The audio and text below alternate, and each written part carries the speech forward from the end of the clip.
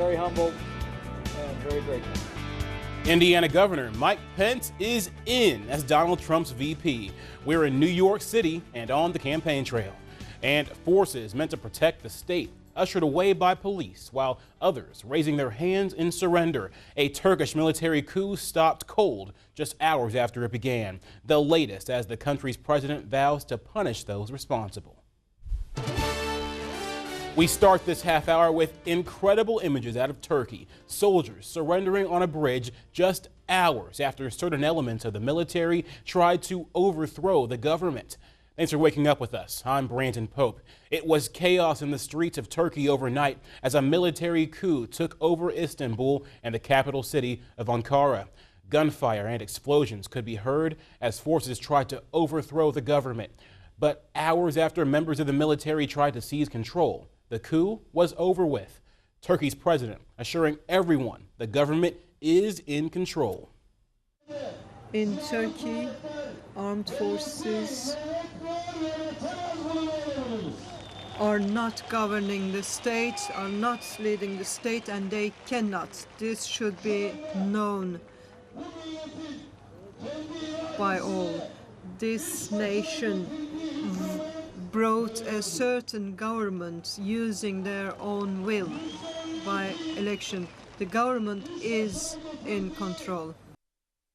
Turkish media is reporting that at least 161 people have been killed and 1,400 have been injured. The Interior Ministry says that over 1,500 military officers have been arrested. The Turkish president also had strong words for those who oppose, saying he'll deal with them in the same way he deals with terrorists. And stay with ABC 57 News, both on air and online. We'll bring you the latest developments about the attempted coup in Turkey as they come in. Good morning. We're off to a little bit of a cooler start compared to yesterday morning, only by a few degrees, but you'll definitely notice a little bit of a coolness in the air, if you will, heading out the door, and dew points are also a little bit more calm and cooler, so feeling a lot more comfortable. So 58 right now in South Bend. You'll notice with our new graphics, we have a few more towns on our maps. So Winnemac at 59 degrees, 55 in Michigan City, and 58 up in Benton Harbor. As for the 24-hour temp change, looking at the bigger picture, we're 5 degrees colder in South Bend, 7 degrees colder in Indy, and 11 degrees colder in Grand Rapids. So all of us kind of feeling a little bit of the coolness in the air this morning. As for the dew points, also a lot more cool. Other couple of past days have been a little bit higher in the 60s and 70s, so definitely feeling more comfortable. Here's a quick time lapse of Silver Beach's sunrise this morning, looking beautiful already. So if you do plan on going to the beach today, things are looking pretty nice. And as for your first warning satellite radar loop, a few clouds here and there this morning. Will be mostly sunny to partly sunny, highs in the upper 70s. We'll check out your forecast in the next 10 minutes. Brandon. In your voice and your vote, it's official. Indiana Governor Mike Pence is on the Republican ticket. Donald Trump announced on Twitter that Pence will be his running mate. ABC 57's Taylor Populars and Torian Small are in Manhattan, where all the events unfolded.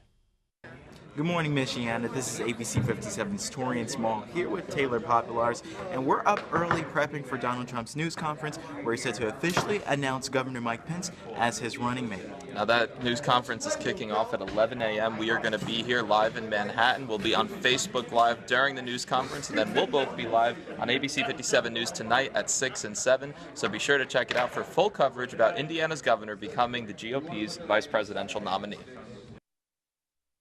And Indiana's gubernatorial race became a sprint for Hoosier Republicans.